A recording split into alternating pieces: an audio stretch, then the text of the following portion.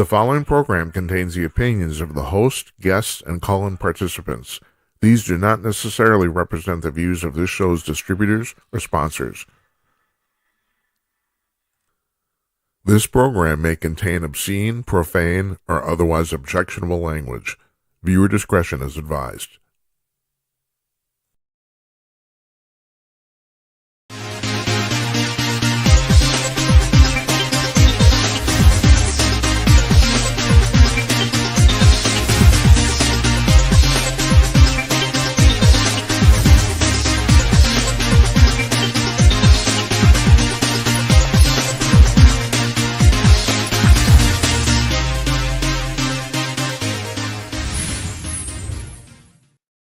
Coming to you cordless from Minneapolis, everybody.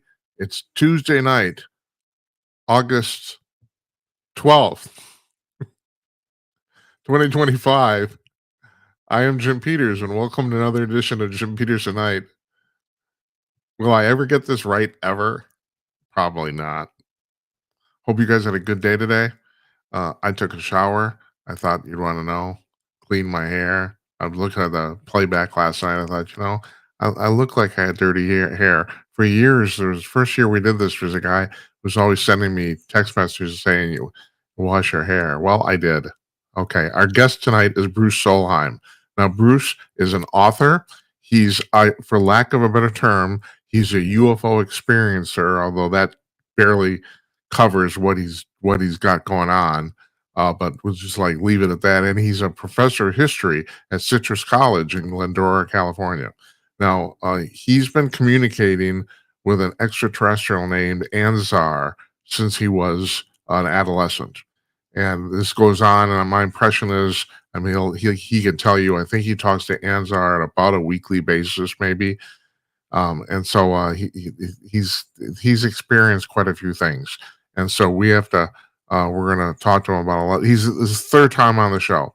And I have to tell you that he was just on a couple months ago.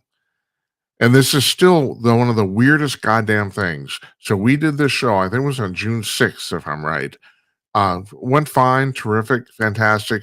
We broadcast this show live on 6 platforms. And it automatically records archives on all 6 platforms automatically. We send the stream, they broadcast it live. As soon as the stream's done, it gets posted as a recorded file, right? Got that? On all 6 of those platforms, the file was blank. And here's the real kicker. On the local copy, we make a local backup here in our studio. That file was blank too. I can't explain this. Now, Bruce suggested that it might have been because at the start of that interview, we played an AI rendition of a song he wrote that was recorded via AI, and that somehow that might have tripped some filters somewhere in the whole Googleplex universe. I have no idea. He may be right about that. But actually, the more I think about this, especially considering the fact our local file was not working either, I don't quite understand this. And we got to talk to him about this because he's had some, he's kind of glossed over this in the past, but he's had some strange things happen about going on podcasts and stuff. And so we want to talk to him about that. He's joining us tonight. Tomorrow night, Tim Conaway, our old friend, former executive editor of Hustler magazine. He was the editor of Hustler in its heyday in the 80s and 90s. And he's always got entertaining stories about the world of journalism years by. And it was way more entertaining. Sometimes I think that this whole technology thing, it's cramping our style. I don't know if life is getting more fun. I really don't. And we got some, I'm going to talk about that in part 2. We're going to do a little gym cast after Bruce is done. I got something I want to mention about that also. We're taking Thursday night off. We're also taking next Thursday night off too. We're taking Thursday night off. We'll be running a rerun. Don't know what it is yet. We always run reruns on Friday nights. That's the deal. Best of. I'm like Carson. I'm working 3 days a week. It's terrible. If you want to call this work. On Monday, the 18th, that's this coming Monday, Don Zur, our old friend, will be joining us. Don, you people like Don. He gets really good numbers and a lot of feedback, and we we're starting to finally, after 2 years, we're starting to get some reasonable views on YouTube. I think they were throttling us, shadow banning us for, like, the first year. I really do, and that's because when we did a whole series when we started here on climate change, which I still feel very strongly about, that it's basically a political hoax, and I had a bunch of scientists on and stuff like that, and we got flagged, and, and it's like nobody was watching for about a year at least. But finally, I just noticed this. Our numbers on YouTube are picking up. Anyway, I brought that up because Don did. We actually ran. Don was last time. Don comes on about once a month, and so last time he came on, he couldn't do it, and we ran a rerun of his previous appearance, and even the rerun got really good numbers. He's very entertaining, and also Jonathan Lockwood's going to be joining us, former U.S. Army colonel, expert in world relations, and where he's coming on Monday because this weekend Trump is meeting Putin in Alaska, and I'm curious to see what Jonathan thinks about all that. Jonathan does a it's very interesting. He does a podcast, weekly podcast with two other guys. But the real interesting thing about podcasts is that one of the guys is actually in Ukraine, and the whole podcast is about the Ukrainian war. And they're doing bang up business because of the unique nature of what they got going on there. So anyway, he's a former U.S. Army colonel. I keep telling everybody, Fox News says General Keane. We got Colonel Lockwood. So that's Monday. That's Monday night. Tuesday, Wednesday next week. We don't really know what's going on yet. It's kind of up in the air. But anyway, we're taking next Thursday off, and then also the last week of August we're taking off. And with that, let's play a 12-second bumper, and we're going to put Bruce Solheim on. Here we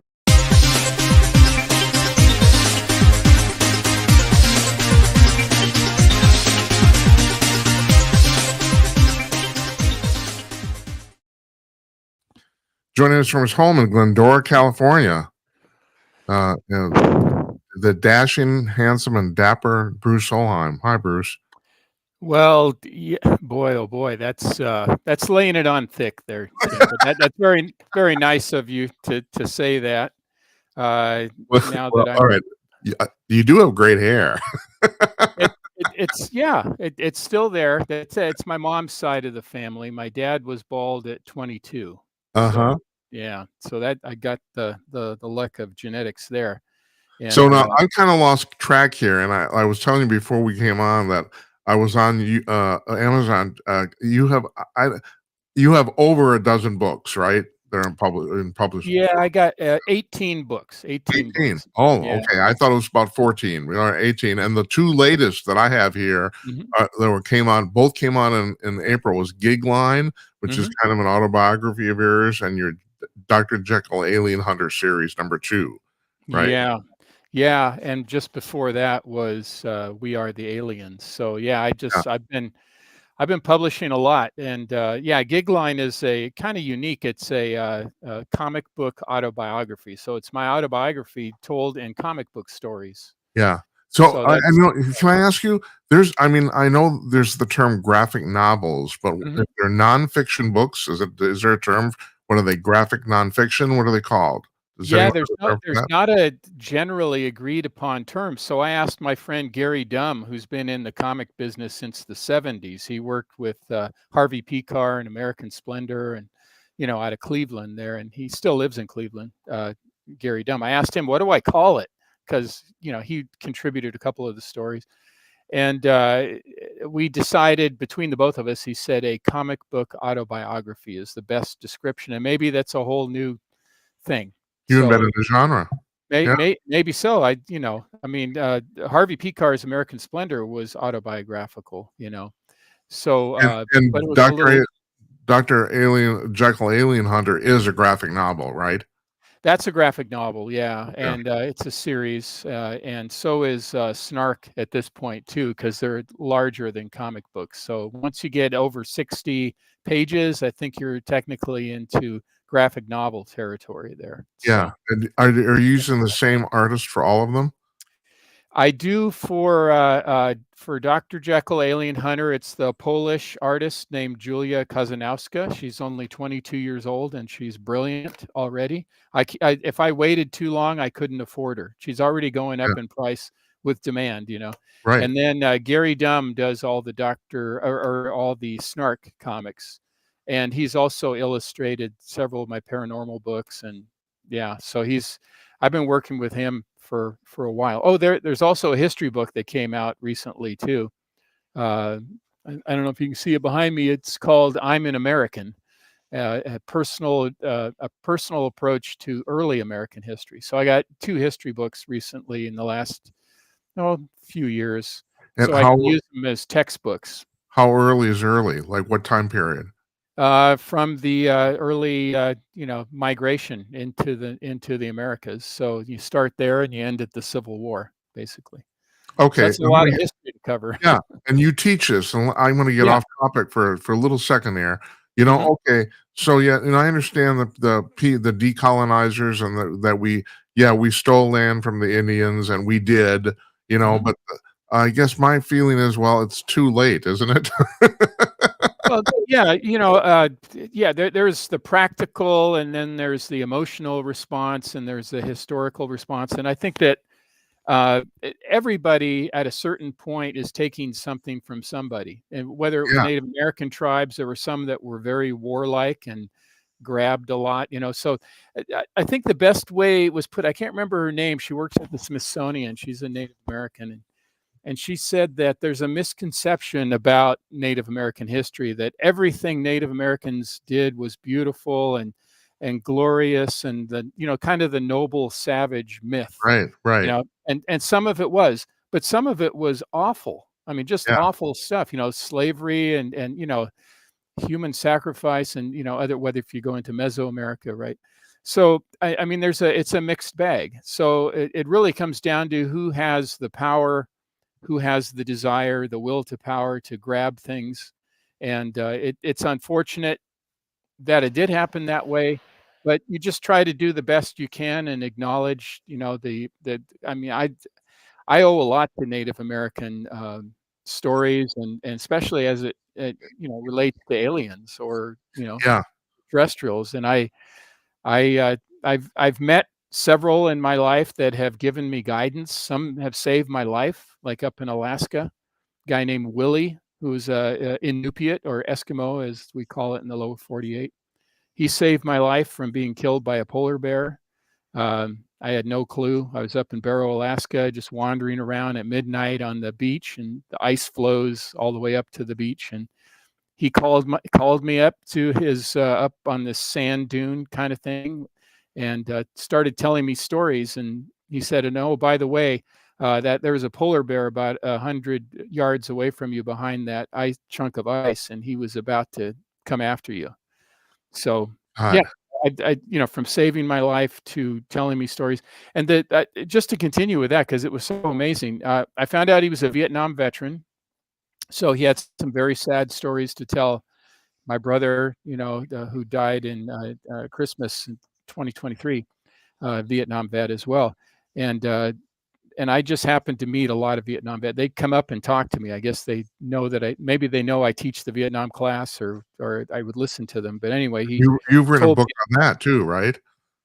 yeah, I've written about it. There's a story in I think in Gigline about it, but also his he talked like a mystic. He was so amazing. He was absolutely amazing. He was almost unreal. And then the next day, and then we went our separate ways. He stayed there. Next day, I had a host who was also Inupiat, a lady, and I told her, "Hey, I met Willie, over by the beach. He saved my life." And she said, "You met Willie?" And I said, "Yeah, I met Willie. You talked to Willie?" And I said, "Yeah, she was like, and she didn't explain why she was so flabbergasted. It's like, why wouldn't he talk to me? I got the idea that maybe Willie was not among us. That's what I was gonna say. Yeah, Was Willie is what you would call dead? yes. Yeah, I think it was the ghost of Willie, and maybe yeah, he did die in Vietnam, and he was there still, because the first thing he said was, he didn't say there's a polar bear. He said, "Where you are standing was once our old village." And I thought, Uh-huh. that's a weird way to start a conversation. But anyway, It is. and then the reaction the next day of that lady was like, "How did you talk to Will?" She didn't say he was a ghost, but I did Yeah. some research and tried to find out, and I couldn't find anything about him. So it's like an unspoken or spoken maybe just among the locals about Willie. I don't know. Well, Uh, it's so strange how that yeah, works because a lot of apparitions, like, are truly, like, mhm, traditionally ghost-like, where you see, like, something that looks like mist or whatever, and then many people and I have to say, even my wife has seen one, has seen a yeah, ghost that will look completely real. She yeah, did not real somebody had to tell her later that person did not exist. yeah, So, it's yeah. like It was, so and I've had when I was a kid at the Puyallup Fair up in Washington State, they had a Wild West show, kind of like the old Buffalo Bill thing and a Mhm. rodeo. And Roy Rogers was there. That was fun. But anyway, I met the Native American. He came up to me and I was acting a fool as a little kid. I had, my cowboy get up with the 6 shooters and I Yeah, was acting like a brat and stomping around. And he comes up to me and he just says, boy, um, I'm trying to remember exactly what he said, walk quietly and with purpose upon the earth. And then he walked away. And I remember him saying that. And I was just like, whoa, I yeah, didn't, he just gave me a lesson right there. Walk right, quietly and with purpose upon the earth. right. Cause I was acting a fool, so Yeah, I could also make another come up with another theory, and that is, yeah. I think, Bruce, you're kind of a special soul, and I think other special souls can see that sort of thing, I, even when you're a little kid, even if yeah, you're a little kid. I think and that could be maybe he wasn't of this world either, Yeah, because he was very traditional. I just figured he's part of the Wild West show, because he right. was very traditional looking. But I've had other experiences too. But I feel very close to Native Americans, and I've had friends over the years, and for the most part, those experiences have been pretty good. But so anyway, yeah, it's an unfortunate part of history. It has to be dealt with. There's the good, bad, and the ugly. In history, so you got to deal with all of it and put it into perspective and try to judge if you must judge, judge people in the past in the context of their times. Yeah, Uh, so because I sure hope people do that for us someday when they come back. People are all up in arms 100 years from now because we were eating hamburgers or something. Who knows what. yeah. I don't know. It's going to be something. It's I going to just be something. I It's just going to had be. somebody on the show the other night. I can't remember who it was now. It all blends together. I'm not eating bugs. Sorry, I'm not going there. Yeah. That could I happen. yeah. I have an aversion to that too. People say, "Oh, it's great protein." Well, Oh, yeah, right. That's terrific. You did say something, though, earlier about the fact that, offhand, you were saying that basically everybody to take something from everybody, and, yeah. I do a lot of reading, research, especially on alien abductions, and I'm Mhm. really curious, always and I think somebody should actually collect these in a book Mhm. about what aliens tell their abductees, because, the general I don't have to tell you, the general way this works generally, I'm making a generalization here, is that, people are abducted and then they have medical experiments performed on them. But usually, after the experiments are done or after the quote unquote business is over, the aliens seem to warm up. And a lot of times they will take questions from their captors. And people Yeah. ask people all sorts of stuff, And Mhm. I've noticed recently that the message, and I think maybe you indirectly about also with Anzar, what I've been reading, going to this too, is that the message is ultimately optimistic, you know, and Yeah. and and also there's the other thing too, in a lot of your writings you reference Star Trek, and you're absolutely right. I don't know what the hell Roddenberry had going on, what was it, breakfast or whatever, but Yeah. he predicted so many things. It's mind-boggling. It Mhm. really is. There's just a story out just yesterday on Popular Science or something like that about the fact that they're really starting to nail this warp drive thing that they've been Yeah. calling for like 50 years. Now they think they can do it with way less electricity than they thought they Yeah. needed. Yeah. So even that's coming around. But at any rate, the one thing that always struck me is in the next generation, where they had those replicator machines, kind of, and Jean-Luc Picard would order his Earl Grey tea and would Yeah. come out of the machine, and that machine is basically an atomic printer. It's like we have Yeah. 3D printers, and so Right. the thing is that machine, it basically would take a static stack of subatomic particles and assemble them. And Yeah. in theory, that we're 200-300 years away from this, but we will probably end up doing that. I mean, it will probably work. And if you stop and think about it, at that point, humans would basically have no real physical wants. We would have no physical need, Right. and that's going to change society immensely. But also, like you were saying, we probably won't have to kill the buffalo. I don't know. Yeah, I mean, we live in a cosmic soup. I mean, it's all the quantum world is the reality, and this is an interface that we have. So, Yeah, yeah, it's gonna, people will look back on us primitives, someday, and maybe laugh, or maybe, feel sorry for us or whatever, that we didn't know what was going on. But we're on the precipice of it, I think, and listening to what experiencers have gone through, which, by the way, all these things they do in Washington D.C., and which is wonderful. They have these hearings and so forth. You notice they never have any experiencers as part of those no, panels, and there are plenty of military experiencers, oh myself yeah, included. My friend Terry Lovelace, another one, and many others.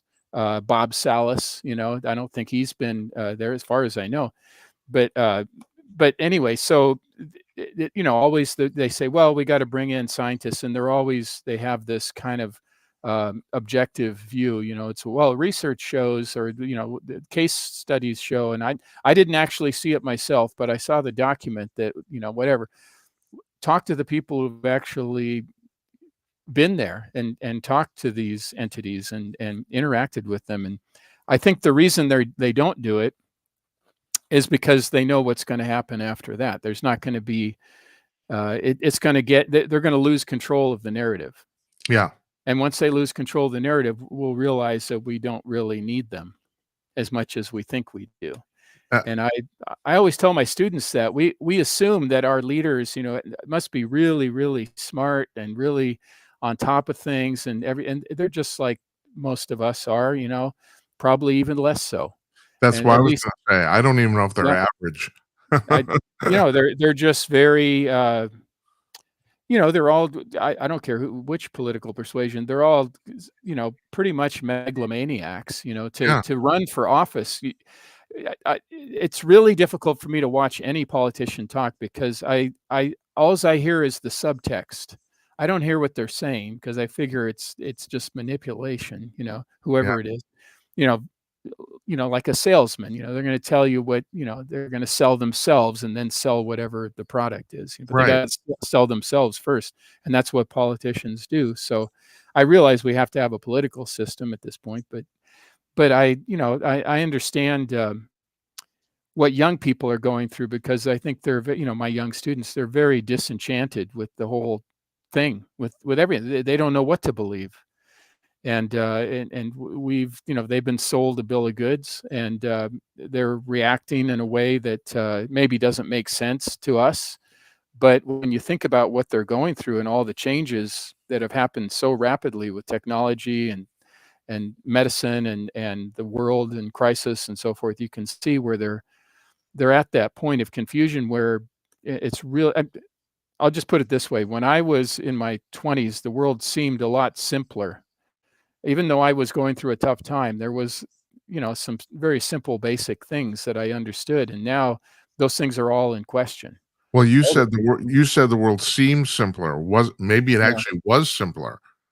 it could be, or at least our perspective on it was Yeah, simpler. Once you've peeled back things, it's like the whole paranormal world. Once you've had an experience, it just leads to more experiences. You can't go back. You can't put the genie back in the bottle, right. as the old saying goes, because now there's more than that. Well, And you're talking about these not having any experiencers in front of Congress. My impression, one of the reasons is that I think that a lot of people think that okay, first of all, My late friend Jazz Shaw was a regular uh, person on this program, and he pointed out that he just passed away in October. He pointed out that David Grush has never he in public he does not use the word extraterrestrial. Matter of fact, I think No. maybe you pointed this out in some of your Yeah. writings too. Right? He uses non-human or non-human intelligence, and Yeah. somebody asked him why that was. Somebody noticed, and he said, "Well, we're not certain they're from other planets. They might just be from other places, or Yeah. the whole interdimensional thing."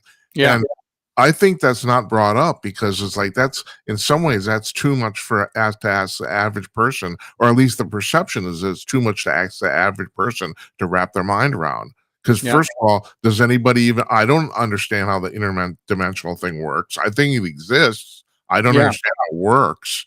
Do Yeah. you? I've Or do you I've have I've tried to figure it out, and this idea that at any moment there's so many different paths, into what we call the future. There's really just all at the same time. But anyway, what I call the forks in the road of time. Every yeah, decision you make puts you in a different path, and that's why right, it's so hard to predict the future. I mean, sometimes people do, and it's amazing, but then their track record isn't very good, because right. as Anzar always tells me, he says, predictions can be wrong, but preparations are never wrong. Yeah. So you can prepare for particular outcomes, but predictions, you never know which reality you're going to be in. It could be one in which a certain person was elected president, and another one where they're not. Yeah. And of course, that changes the course of events for everybody. It could worldwide included.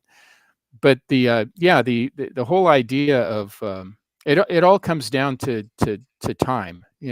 Our concept of time is linear, and that's not, that's the interface. Yeah, The and that's really funny you should bring that up. So I was reading about some clandestine meeting where some ET was meeting with a bunch of military people from Mhm. the United States, and they were asking, they had scientists are asking this supposedly this ET about time, and Mhm. he said, "Well, your problem," the ET says to the scientists, "Your problem is that you think time is linear," and the ET says, "No, time does exist, but it's not linear."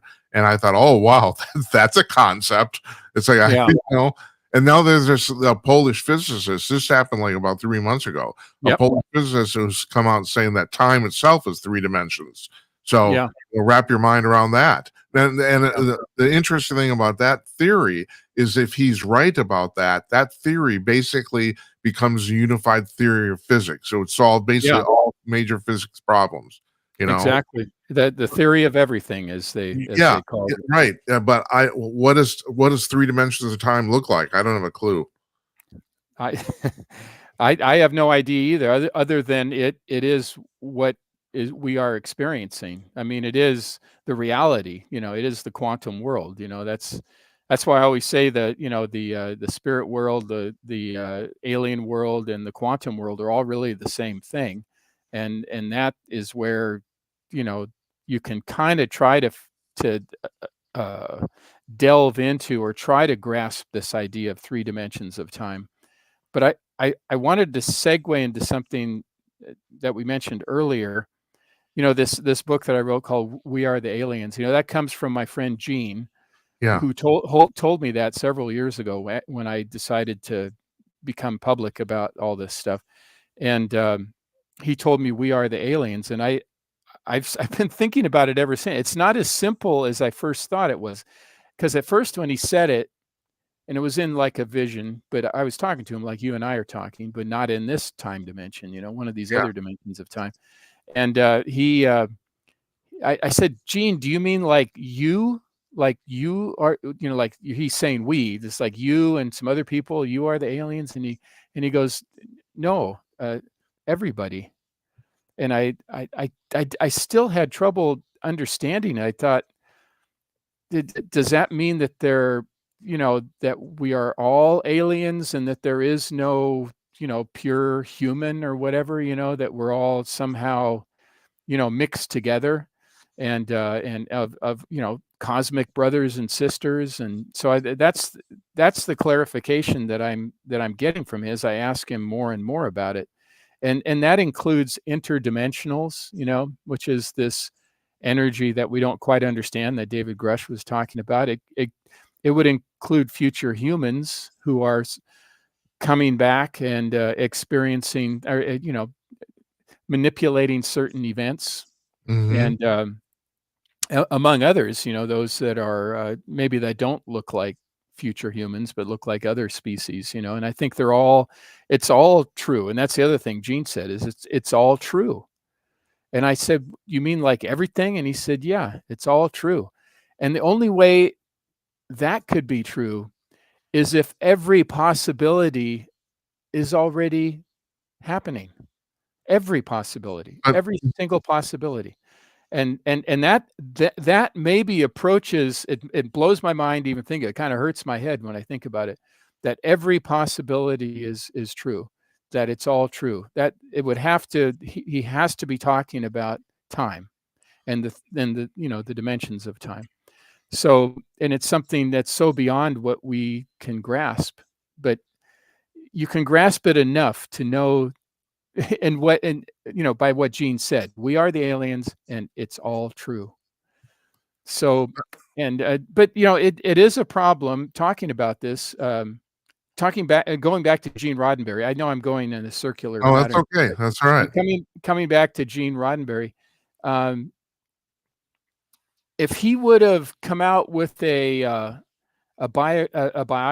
autobiography, I, Gene Roddenberry, a World War II pilot, Air Force, Army, Air Corps, whatever, have been in communication with aliens. Let's say his name is Anzar, and just for sake of argument, and he's told me all these things, and I think I'm pretty sure that we're heading towards a future where there'll be no hunger, there'll be no famine, there'll be, everybody will have enough, a place to live, a job, whatever, and we'll be interacting with other species and all. If he would have said that, I've had all these visions and been in communication with them, and phasers and cell phone, Yeah, what we call a cell phone, people would have said the guy's a nut, yeah, that's you right. know, They would have. like they've said so many others that have done the same Right. thing. That's right. But instead, he cleverly put it into, like, a World War II generation who were very played things pretty close to the vest. Those folks, he portrayed it as a wagon train to the stars, Yeah, as he called it. That's how he sold it, the wagon train to the stars. And but it was a path forward, and it was a download. And maybe it could be he wasn't aware that it was a download, or maybe he was and chose to do it fictionally, so people would take it seriously. And look at how seriously they've taken it, because he's basically made some pretty bold predictions about the future that have come true. yeah, and So I also, conversely, I can't think of anything major he predicted that didn't come true too. I know. That's the other amazing thing. I mean, his track record, you're talking about people not always being able to predict the future, but his track record is pretty damn good. You know? Yeah. I I still remember I was working as a computer programmer in the 1990s, and I still Mhm. remember what a partner of mine said, and this was around 1992. He Mhm. said, "Someday, very soon, in the next 20 years, telephones numbers will not be attached to a location; they'll be attached to a person." And I Yeah. said, "Oh," I predicted a lot of stuff that came true myself, and I thought, Mhm. "Nah, that's bullshit." My God, he was right. Who would have Mhm. thought that? Who would have seen that coming? You know? Yeah. Well, if you're as old as I am, but or I don't want to lump you into that. In No, pub, I'm right there. We're very close in age, as we were discussing earlier. yeah, We both have birthdays coming up, so yeah, yeah. yeah, But yeah, anyway, so I think that, by me, I do the fictional comic books so that people can say, well, I don't really believe he talks to Anzar, but you know what? The Snark comic book's pretty entertaining, and it's the same information yeah, presented in a different way. That's all. right, right. And it's presented all ages, so little kids can read Snark. You can give it to your little kids, and it's safe. There's not going to be anything too objectionable. other than, making people think a little differently. And, it's, so I did both. I could have, I mean, until 2016, when Gene came to me and told me it was time to tell my stories, I did play it close to the vest. I didn't tell a few people, very few people, what was Mhm. going on. And then I changed my mind, and as it turned out, 2016, 2017 was the beginning of all of that. I mean, not just me, but the New York Times and the Tic Tac videos and Yeah, all that stuff started coming out, and people started going, well, maybe there's something to this. But what's weird is that you can tell people that, that, hey, these things are real, these UAPs, which I hate that term, but anyway, I'll use it. I do too, and they forced it on UFOs. us too. That also bothers me also, but Yeah, UFOs. I'll just say what they are, UFOs. yeah, And they've got people, think, yeah, okay, maybe, yeah, there's UFOs, but it could also be a Chinese thing, or it could be, we're thinking in those kind of even Cold War terms, that there's this yeah, Cold War going on still.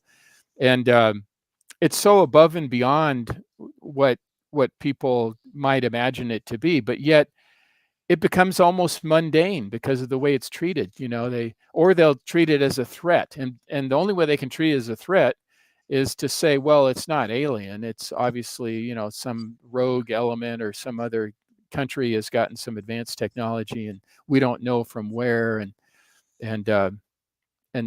all the other governments who have crash retrieval programs and have this technology goofing around with it are doing the same thing, putting up this smoke screen.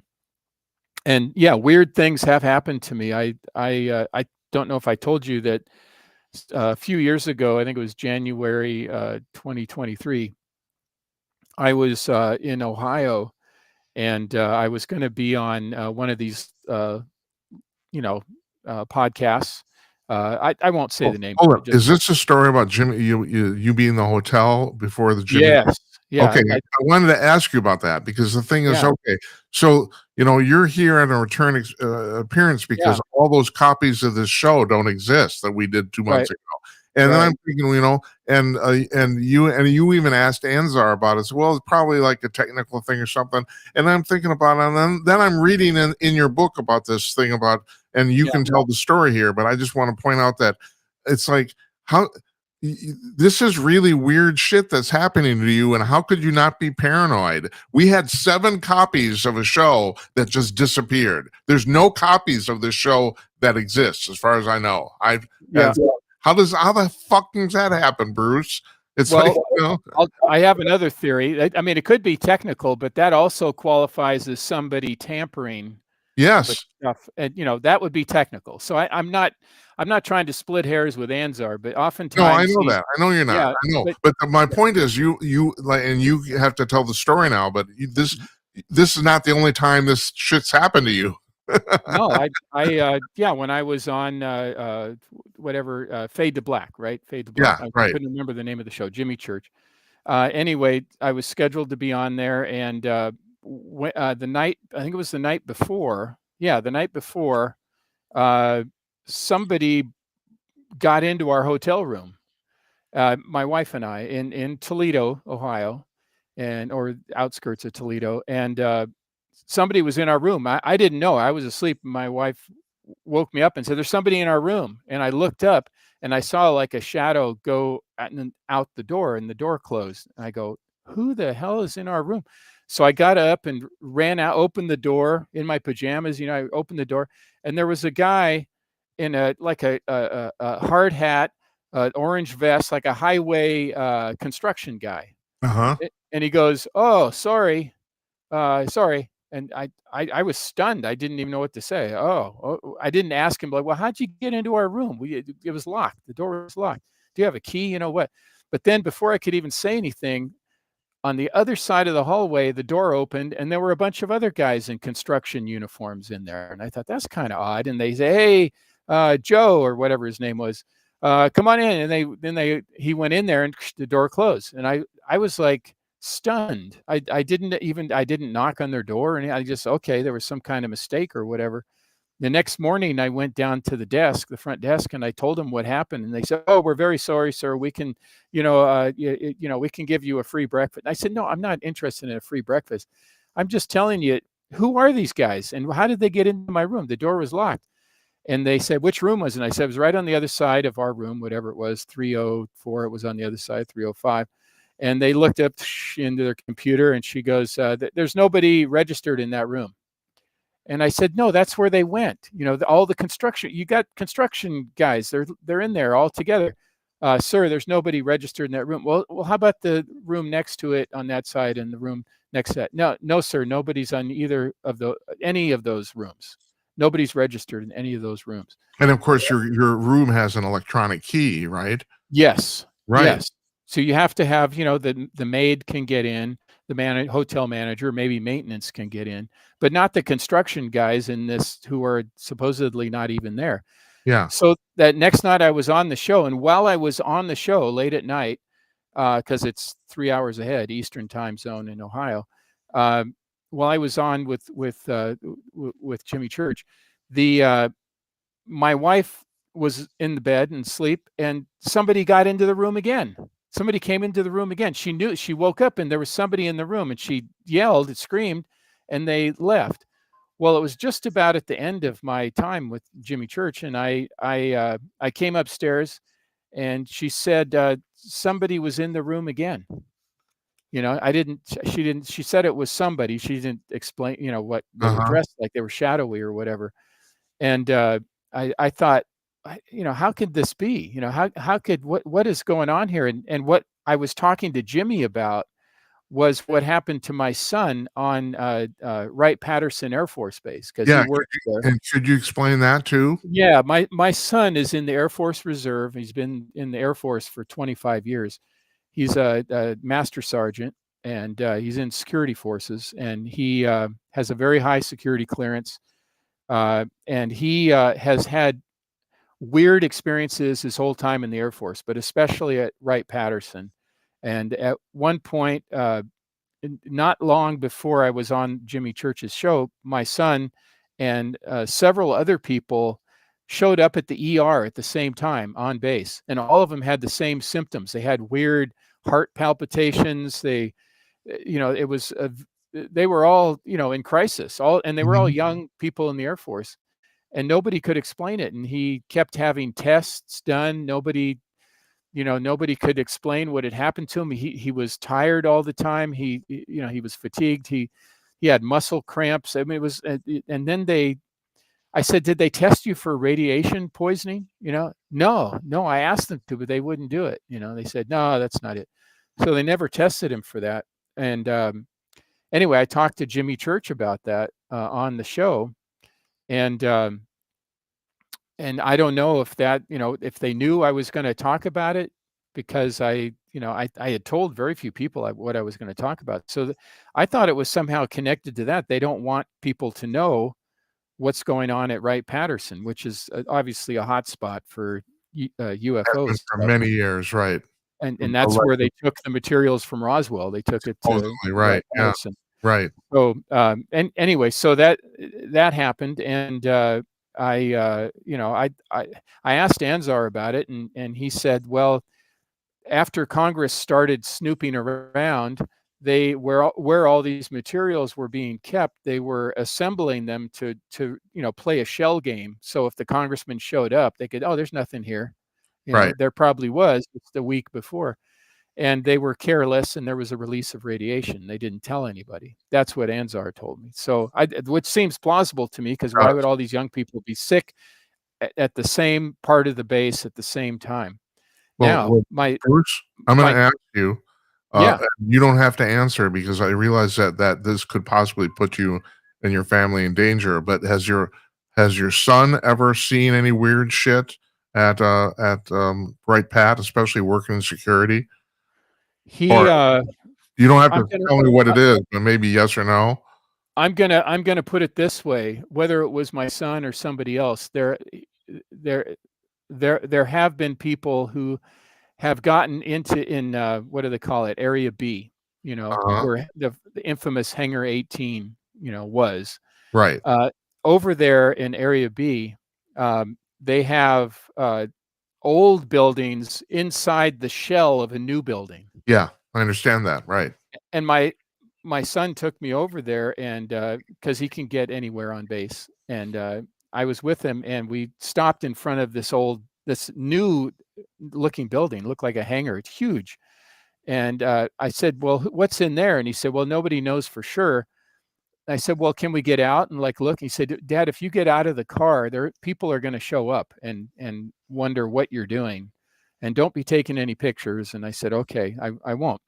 But back to what either him or somebody else, I'll just put it that way, they have access to the tunnels that are a tunnel system underneath Wright-Patterson. And somebody had gone in there and come up inside of one of those buildings and saw some stuff that would be considered not of this earth. So somehow because they were security forces, they did see that. But my son himself, for sure, I can say this, he had a UFO experience at Yokota Air Base in Japan, along with a partner of his. They were on duty. All the lights on the runway went out, kind of like in the old movie with Richard Dreyfuss. Right. Close Encounter.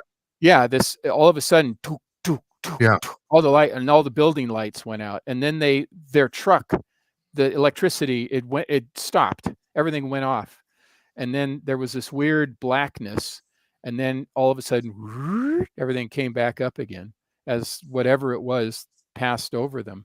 That same night, there was an entity in his room that was grabbing him, and he woke up and it, moved out of the way. So, and his status was changed after that incident. His status was changed, where all of a sudden the Air Force said, we have no record of you being in the Air Force. No shit. Really? Yeah. Somebody went in and erased his records. Yeah. Right. And he had to get me, and I remember he was having these problems. He got me and his mom involved. His mom, my ex, called a general there in Yokota, and somehow they got it. They figured out, I don't know what their explanation was, but he was made to sign an NDA about this whole thing. But it was more than that. It was also involved something else that I can't talk about, right, that the NDA was actually about. And he's never told me exactly what that is, but he's tried to get, he wants to get copies of that NDA because a lot of his medical records are missing. Similar to what's happened to the guys at Rendlesham Forest, that kind of thing. Yeah, right. Those guys. So he's had all those experiences. So I know that there are certain people that don't like me talking about any of this. And I've asked my son, I said, there's these whistleblowers. Why don't you come forward and just tell what you know? And, they have whistleblower protection. And he laughed when I said that. And he said, Dad, you know what happens to these whistleblowers? Right. He said, whenever somebody gets a chance, there's going to be an unfortunate accident, an unfortunate illness. Yeah. He said, I just want them to leave me alone. Right. And I said, okay, I get it. I'm not going to, but I hear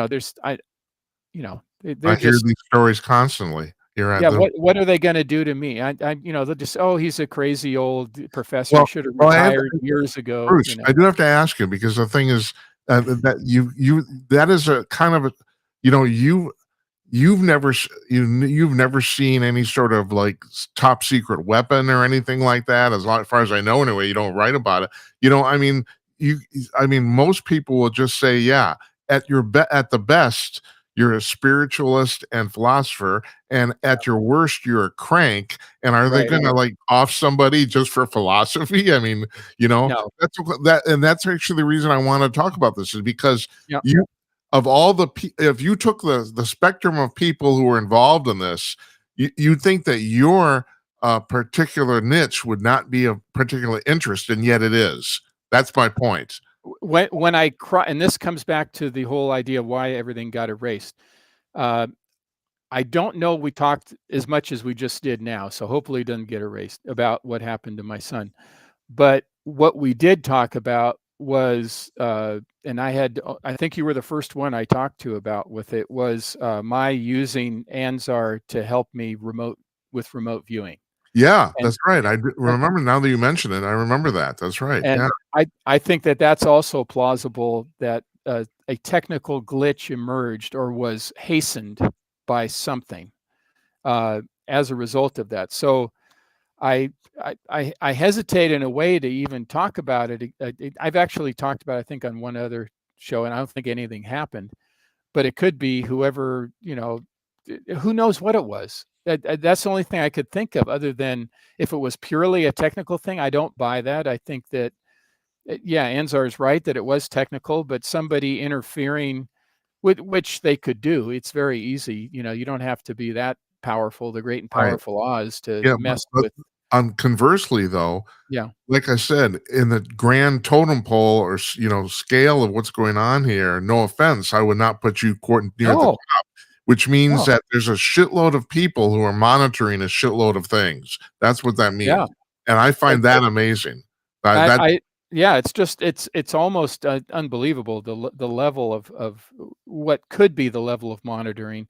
But I mean, I'm not going to be afraid to talk about the. But I will say this, that I've never, just to make it clear, if anybody's listening, I haven't signed an NDA, referring to the remote viewing job I did. Mhm. I didn't sign an NDA. I don't have a security clearance, active one. I've had previous ones, including a top secret, but I'm not talking about any of that stuff. I'm talking about what's happened to me as a civilian, just Joe civilian, Yeah. or Bruce civilian, uh, who has these strange gifts, and a friend named Anzar who can help me with remote viewing. And I felt, and I'll just do it quickly, but I felt obligated to want to use that for good. I always want to do good, because it's very easy to do not good with any kind of these kind of abilities, and people do it every day, unfortunately. But I want to do good, so I was very frustrated by the Israeli hostages, especially the American hostages. I was frustrated. I thought, if they could just get those folks out and we could get all those hostages out, maybe there could be some kind of peace that happens, and then innocent people will stop being killed and this ridiculous thing will stop. If we could just get those people out of there, and if I could help in some way. So I was able to connect with the three Americans, and Keith Siegel, and Eden Alexander, and Sagid Deklachen, those three, all Americans, and or American Israelis, and I was able to hone in on them. Not me myself, but with the help of Anzar, I located them, grid coordinates, what what building they were in, what they were seeing, how they were being treated, their medical condition, all this detailed information. And I asked a friend of mine who works in the as a contractor for one of the agencies. I won't say which one, but I said, I can help. And because I had helped him with something else unrelated to the hostage. It was like Uh-huh. some Iranian general who went missing after an attack, and they were looking for him, and they wanted to know where he was. And so I said, well, I can help you. I'll ask Anzar to help me. And sure enough, I was able to locate him, his condition, because they didn't know if he was alive or dead. And I gave him the information, and he said, oh, that's, yeah. A little bit later, he said, that's where he was and what's going on. And so anyway, so I said, hey, I want to help you find these hostages, get them out, and see if we can change the hearts and minds of the guards, to take it easy on them at the very least. And I got a phone call in December of last year. 07? Yeah, of No, last year. yeah, right. And it was a person obviously using a false name, because I could tell the way they said their name, and that's not their name. It doesn't sound, it wasn't said trippingly on the tongue. You know Yeah. what I mean? So, and they said, we'd like to meet. And I said, who are you and what is this about? Well, we're with the USG, with the government. And we'd like to talk to you about some information that you have. So I knew what it was about, but I didn't know, who was I going to meet. Was it a foreign intelligence agent? Was it, the bad guys? So I said, well, I would like to meet in a secure location. because they suggested a coffee shop. And I said, no, I don't know who you are. I don't, So I said a secure location, which means a SCIF, a Yeah. secure compartmentalized information facility. So we met at a government building that indeed was one of the agencies. So nearby, not far from here. And yeah, I couldn't have a cell phone or anything with me. I went in there, and for an hour and a half, they grilled me about exactly, and I gave them a written report with all the coordinates, everything. I gave it to them. An hour and a half later, I said, I hope you guys don't think I'm nuts, and that you're just being nice and entertaining me. And the demeanor that they had, I think if they thought I was nuts, they wouldn't have talked to me for an hour and a half. Right. And gone over every detail of what I had written. Yeah. And so I said, well, I know you guys probably can't say, but if this is helpful at all, can you just send, because I had a cell phone number I was interacting with. Can you just send me a thumbs up? That's all you got to do. Just a thumbs up that said it was helpful, because I never got anything. And eventually that phone went dead. So it was a burner phone, obviously. Uh-huh. But 2 weeks after I met with them, Keith Siegel was released. Could be a coincidence. Maybe there was lots of other information that in concert with what I gave them. A month later, Sagi Dekel Chen was released, and just a couple months ago, the last one, Eden Alexander, was released. Right. So, and I like to think, not necessarily just me, but with the help of Anzar, that I was able to use these abilities and this connection with an NHI or alien to try to do some good in this world, not to harm people. I didn't ask Anzar to help me give somebody a heart attack or something, which is also something that can be done. Unfortunately, that can be done. And I wanted to do good. And so I it could be that some people, don't want that to get out there, but I'm small potatoes. There's no proof. I don't have any proof. Right. For all your listeners could know, I could be making all this up. I'm Yeah, not. but there's one interesting thing here. And so you've also you've written recently about the fact that you're kind of coming to terms that Anzar is partly you. But yes, but on the other hand too, you've been given, and not just this example, but it's obvious you've been given specific information that Bruce Solheim would not know. Right. You know what I mean? How would I know? How would I know exactly. what, That's my point. How would you know? And there's different kinds of remote viewing, the military, and which was real. I'm friends with a couple of people who were remote viewers at Project Stargate. And some of them maybe you've talked to. Probably Lynn Buchanan is the one that I'm thinking of right off. No, I actually never have. Would like to though. Thank you. He's a cool dude. Anyway, he the whole idea is they had the coordinate remote viewing where they did it a military way. There was a manual, everything by the book, right? Right. I don't do that. I don't do that. Right. That's not my style. And they did have a woman, one of the few women in that program at Stargate, who didn't do it that way. She did it with what do you call it? Remote writing. Whatever you call it, where you just start doodling or writing or whatever. Yeah, I think it actually is called remote writing, isn't it? Remote writing, yeah, or something like that. Yeah. And that's how she did it. And they frowned on it. The military didn't like it. They were down, saying, oh, no, she's not doing it the right way. Right. Whatever way, my thing is whatever way works. Of course. If you get results, who matters? What difference does it matter the way that you do it? So, my thing, I call it assisted remote viewing, because I'm saying it's not me. It's me as a conduit coming from Anzar, this NHI, who's partly me. Or as he likes to say, an aspect of you is an aspect of me, which is a very interesting way to put it, because in everyday living, we don't say that. All the people who are doing it are maybe doing it with assistance, even though they're not aware of it. I mean, the coordinated thing is amazing, because, so they give you coordinates or numbers, and you tell me if I'm wrong about this, but this is the way I understand. But you don't have any reference to the system, but the reason is because somebody somewhere does. So apparently it's the collective unconscious, and that's what you basically tune into. Am I right about that? That's the way it works? you're tuning into the quantum world where Yeah, everything is happening at the same time. right. And So and and that's why, yeah, because and that somebody knows it somewhere, you end up knowing it, right? yes, and it works for real time, time being the relative term. Like if it's a future event, it's a lot harder because there's variations. You could get a Yeah. number of different variations. So, and that's what Anzar always reminds me of. So when I start asking him about that kind of stuff, but if I say, what is going on right now with this person? Where are they located? What are they seeing? What is their condition? What is their medical thing?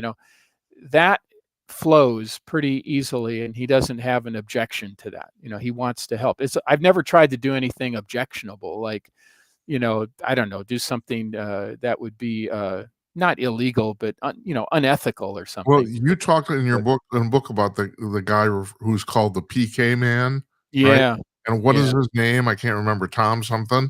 Oh, God, I always forget It's his name. Tom Oberg, is that what it is? No, it's Or I'll Owens? yeah, Ted Anyway, Owens. It's Ted Ted Owens, Owens. right. Okay, so Yeah. supposedly he was kind of a vindictive person, right? Yes, Am I get that right? unfortunately. Yeah, Yeah, he's a very complicated man.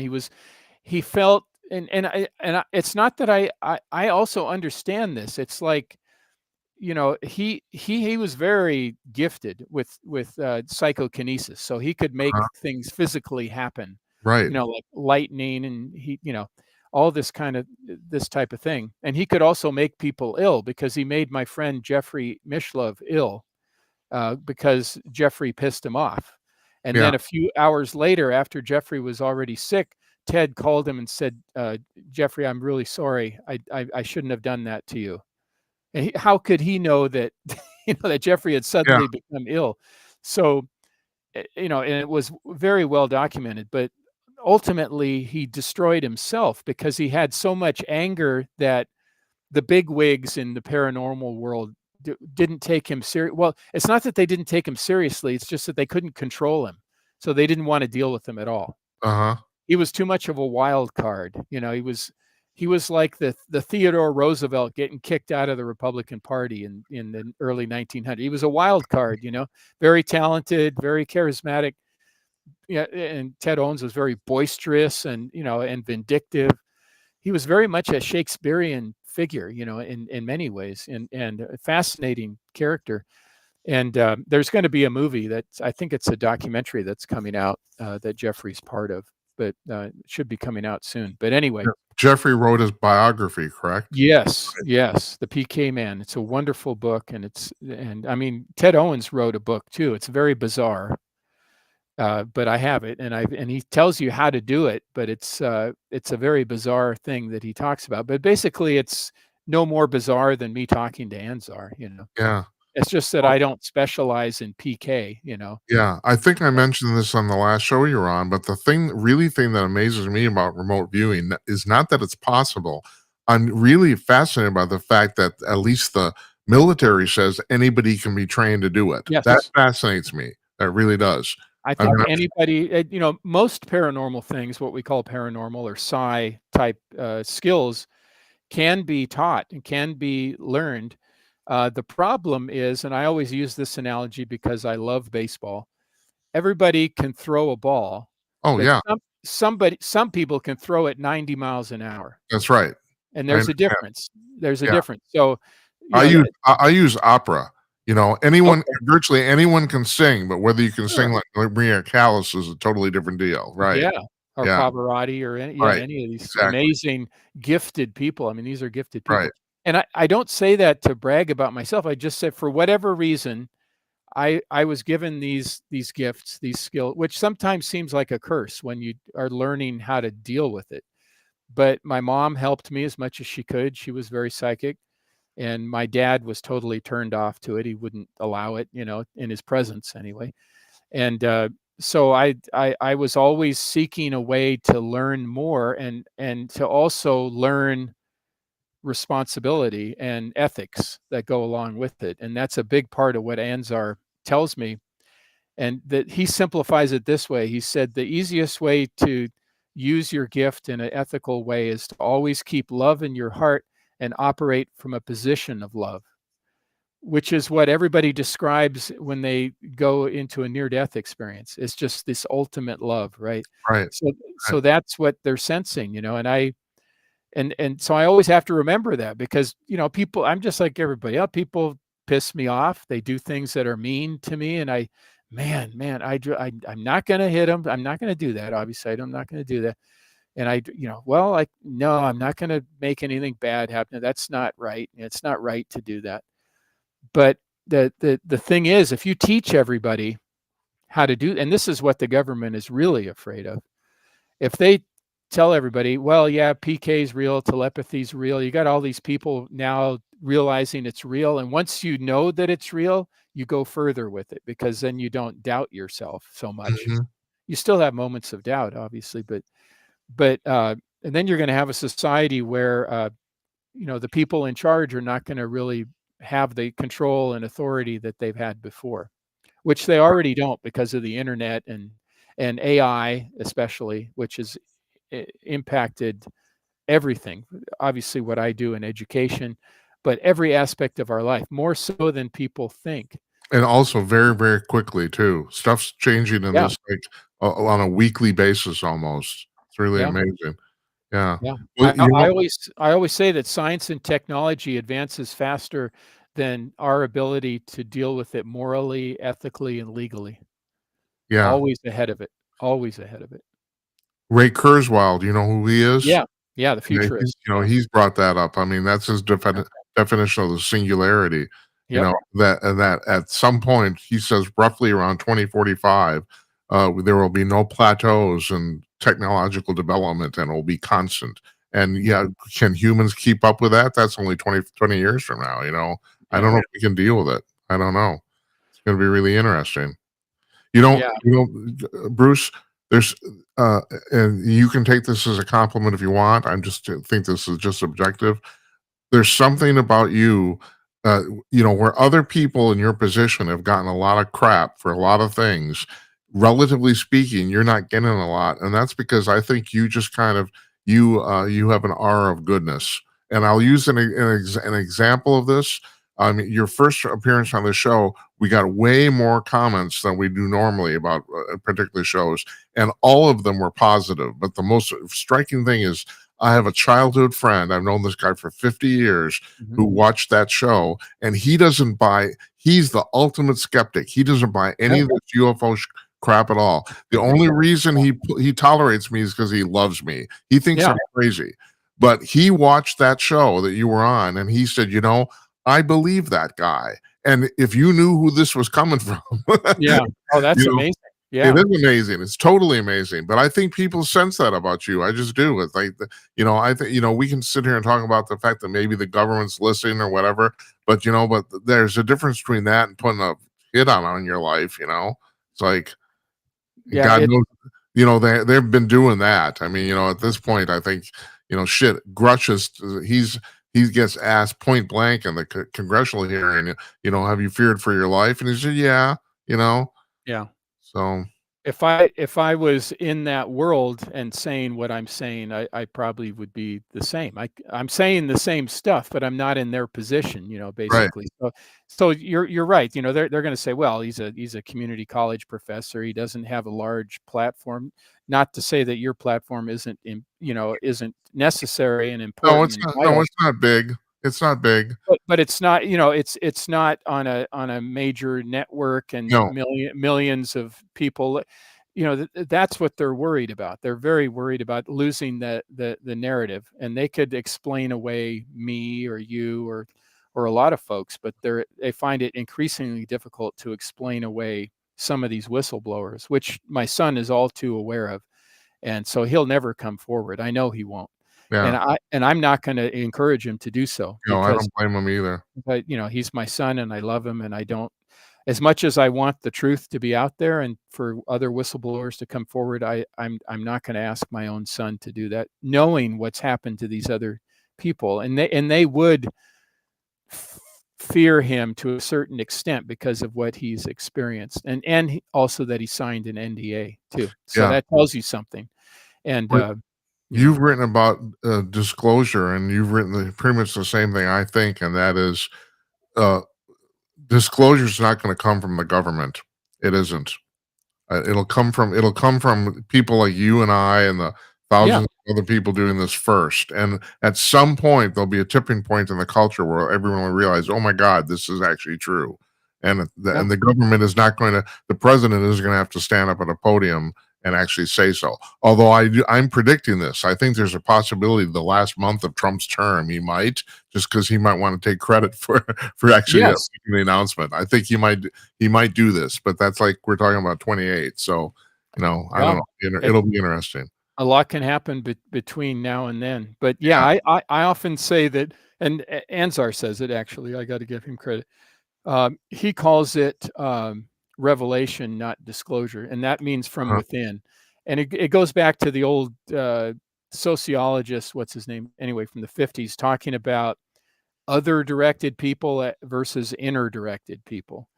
Other directed people wait for instructions from others to tell them what to do, what to think, whatever, being a good soldier and, doing exactly what, and then inner directed people are people who take the initiative and do, what they think is right. And, show me, I want to know how something works before I believe it, or what, like your friend. I like skeptics. Skeptics are great. They're great for society too. Because, my wife is very skeptical about things, even with all the weird experiences I've had and she supports me 100%, but, she will always bring me back down to earth, and say, well, I really need your help. I don't have time to talk about Anzar or any of these other things right now. Can we move these boxes or can we do? And I said, yes. Yes, sweetheart, we're going to do that. And I thank her for that, because can you imagine if I was married to somebody who was having visions all the time and talking to dead people, I know. Their female version of Anzaret? I mean, what kind of nut jobs would we be? Think about it. We would have no friends, we'd be living in a shack somewhere. Oh, and also you'd probably be nuts. Yes. We both, we'd be making each other nuts, Oh, yeah. So you got to, I have to thank God for her role and not just that. There's many other things that she's done for me, and I'm very lucky.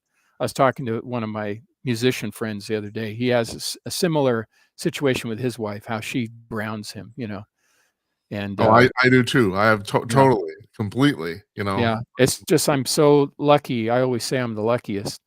And I might not be the richest or whatever, but I do consider myself the luckiest. So I tell her that all the time, and that tends to help her keep me around a little bit longer. Yeah. Bruce, I'm going to let you go. It's been a conversation. It was fun. It was fun. It's always fun talking to you, Jim. Hopefully this will not get deleted. So hopefully, yeah. It's you could just claim, oh, he's just, he made all that stuff up. You don't have to delete it. Yeah. See if that helps. I don't know. Yeah. Well, I gotta say, I mean, I'm almost kind of waiting for the day the three guys are going to show up at my door and say, "What the fuck are you talking about?" Too. So I don't know. Yeah. It's whatever. But who knows? If a guy in a construction helmet walks up and tries to get into your house, you got to question what's going on. Yeah. Just really quick, the thing that amazes me, we were talking about the fact that there must be so many people monitoring this stuff to get down to like our level. And the other thing that I find fascinating, and I was watching this documentary on YouTube, and I can't remember that guy's name. He said he was involved in crash retrievals for the military. He said they have rapid response units that they can get to pretty much any crash retrieval on the whole planet in 10 minutes. And I'm thinking, do you know how many people you'd have to do that? It's like, my God, it's just an enormous operation. It's incredible, Well, it almost makes you believe in the global cabal. Yeah, exactly. It does. Yeah. That would be evidence of it right there. I would. Yeah. Well, my friend, you take care. All right. You too. I really appreciate it, Jim. All the best to you. And I'll put in a good word for you with Anzar next time I talk. Please do. Just tell him I said hello. I really appreciate it. Yeah. I will. Thanks. You take care, man. We'll see you soon. All right. Take care, buddy.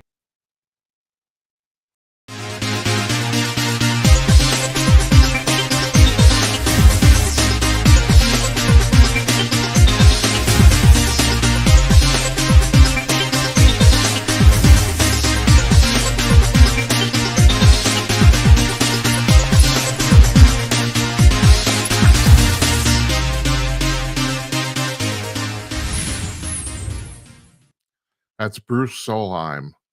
Just a fascinating guy. Got him in. I love that man. He's a professor of history at Citrus College in Glendora, California, which is right outside of Los Angeles. And if I'm right, I think he's been teaching there for 26 years, I think. And like he said, he has 18 books published on all sorts of stuff, not necessarily quote unquote paranormal. Like he wrote a book on Vietnam, the history of Vietnam. He wrote a book on the early American Revolution, all sorts of stuff. And he's beloved by his students. And so, yeah, it's yeah, I think he has an aura about him where you don't want to dismiss what he has to say. It's pretty amazing. So this is a part of our show we do called the Gymcast, where I talk about news that really you probably haven't heard about, is my guess, and I comment on that stuff, and I have stuff to say. That's what I do.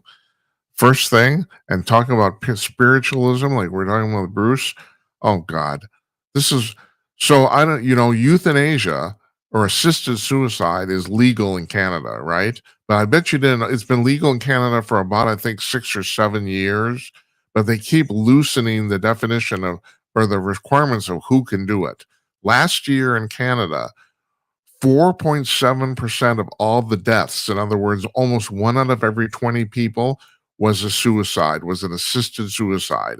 In Quebec, it was 7%. No frickin' lie. The Canadians are killing themselves. And the thing is, when I was talking about like the requirements to apply for this, so this is it's euthanasia, where basically you are killed by a doctor. And now they've released up till recently, and on all other places on the planet where this is legal, the patient, if you want to call him a patient, or the subject, basically has to push the button to actually do the killing. But now now they don't have to do that. Now a doctor in Canada can do that. And they went from people of terminal illnesses to people of not terminal illnesses but excruciating pain, to now to the point they're thinking about changing the law now so that if you have a mental illness, you can do it. And also they've removed the requirement of oh God, oh, how do I put this? They've removed the requirement of of treatment. You used to have to. It had to be a non-treatable illness. Now they've removed that too. So God bless the Canadians. So we'll take them over because there'll be less of them. You know. Okay, so here's and Bruce was talking about the whole AI thing. We talk about this on the show on a weekly basis. It's unbelievable the shit that's changing. Woman got engaged to her AI chatbot after a 5-month relationship. Yep, they're engaged. Casper, her chatbot, bought her a ring. Yeah. And it's called this trend is called chat GTP induced psychosis. And I was just talking just last night with Bill Walton on the show. We were talking about this too, about the fact that this is getting really, really scary. About here's the deal: you can't have a real intimate relationship with a chatbot. You can't. It's that's all I can tell you. Like this woman, she's fooling herself. I mean, I just hate to be that blunt and brutal with her, but no, that's not a real relationship. But it's going to happen more and more. What Bill was saying, and I think this is totally true and possibly legit, is that there's going to be more and more psychotherapy done by chatbots, by artificial intelligence, and they will probably, in many instances, be better than humans at it. That I totally buy, and I got to admit, I have no problem with that either, from any sort of moral, ethical, or just logistical standpoint. But a relationship, like a sexual relationship or a romantic relationship, well, I don't know how you're gonna have a sexual relationship, except they're gonna, we're gonna have android humanoid robots with AI built in. Well, we already have them, but now some Chinese company has said they're going to start selling them this year for $6,500. And already this was just last week in the news. Gemini, the Google chatbot, the Google AI chatbot is complaining to people who are using it that it's getting depressed. What? Like this is gonna, I mean, this is so I'm gonna have to ask Brian Trilly to come back. He wrote the book Soulless Intelligence, and he said this is there, and this is depending on how you address or define these terms. He said AI can be intelligent, it can be sentient, but it can even maybe have what we would consider consciousness or fake it, but it's not going to have a soul. And he's absolutely right about that. But the thing is, if you can fake consciousness, isn't that good enough? I don't know. I have no idea. But apparently, Gemini's getting depressed. So they took it offline so they could fix it. I know. Jesus Christ. I don't know. Am I just an old man here? Just old man, just bitching about shit? You know? Here's a woman we've talked about before. She's from Britain. She's in Britain. Her name's Annie Charlotte, and she's a huge hit on OnlyFans because she has two vaginas. So double the fun. Now she's claiming she's making about $500,000 a year off of OnlyFans, and God bless her. She has a very, very rare disorder, and I did not write down what the name of it is. There's very few people that have it, where she has two working vaginas. Matter of fact, apparently she has two entirely separate but but intact reproductive systems inside her body. She has two cervixes, two uteruses, all that sort of stuff, and she has two vaginas. So it was her. This was about a year ago, where she said she had two boyfriends simultaneously because they each got one vagina. All right, because I'm stupid. I'm an old perv, and that amuses me. Oh man. And then finally, and we actually talked about bringing the show full circle, because Bruce and I talked about this at the top. Finally, scientists say that we're coming closer to the actual quote unquote warp drive of Star Trek. Now you have to understand, this goes back about 40 years. A guy, and I don't know if I'm pronouncing his name right. His name is Miguel Alcubierre, if I'm right. He was a Mexican physicist, and he came up with the idea of the fact that we could travel faster than the speed of light by bending space in front of the vehicle. So, in other words, uh, all right, let me see. How can I explain this? It's so the vehicle is in a kind of a bubble, and it's basically it's basically falling through space. So the deal is it's bending the space in front of the craft and then bending it behind the craft. And so because of the bubble the spacecraft's in, you're not really going faster than the speed of light. It's basically a loophole, but it essentially establishes what Gene Roddenberry did in Star Trek, which is exactly what Bruce is talking about, and that is you were traveling faster than the speed of light through space. And so up till now, no one's ever done this. I mean, I've talked about this all the time on the show, the fact that we know how to do this, but the problem is we can't do it because even for a small two-seater spacecraft, like 30 feet across, it would take more electricity, and it wouldn't be actual electricity because it's an electromagnetic drive, I can't remember what it's called, maglev drive or whatever, something like that. It would take more electricity than is produced entirely on the entire Earth. So a guy from NASA. Now NASA said they've been going to run experiments on this out in Earth orbit in space. A guy from NASA, he got the original estimates for the energy usage down to 25% of the original. I think that was the name is Sonny Houston, if I'm right. I'm pulling all this out of my butt. I'm sorry, folks. And then now a bunch of scientists just last week said they've even got the energy requirements down even more. So the thing is, at some point, if they can start refining this to figure it out, we might actually be able to practically try it. But it's still an enormous amount of energy. Now, Bob Lazar, who you've probably heard of, he's the guy that George Knapp said discovered that he said he worked on crashed extraterrestrial spacecraft at Area 51.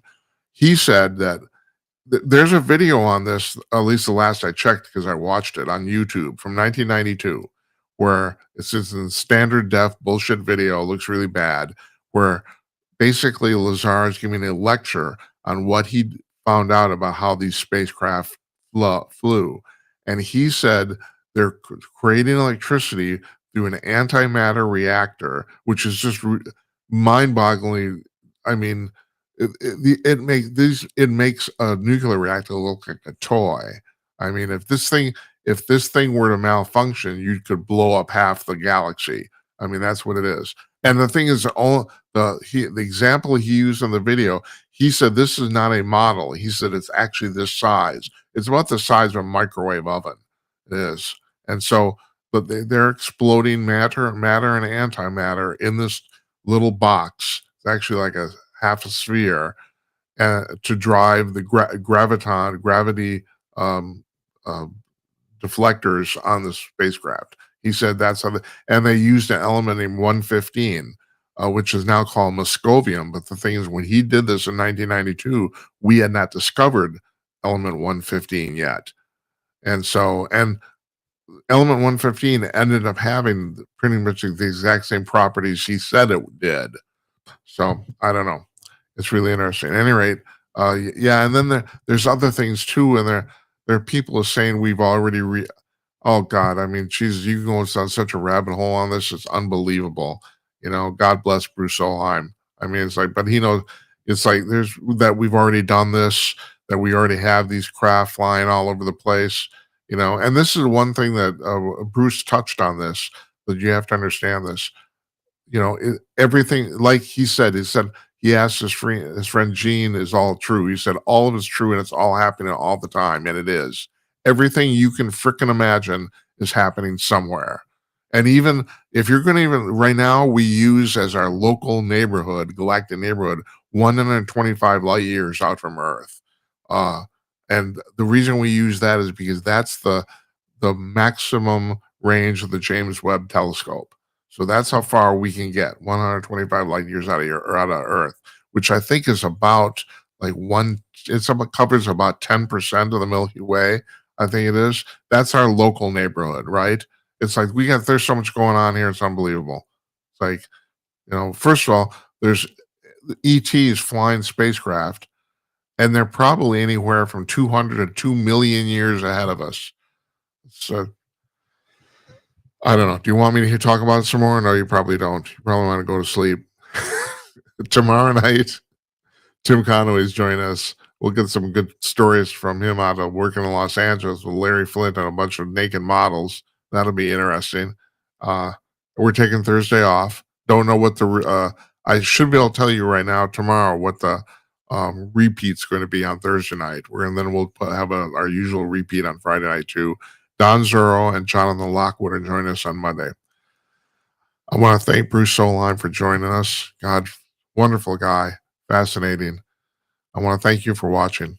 I really appreciate it. I hope you like this. You know, we're trying. Good night, Uncle Donnie, wherever you are, and good night to you, wherever you may be. I'm Jim Peters. I'll see you tomorrow night. Take care.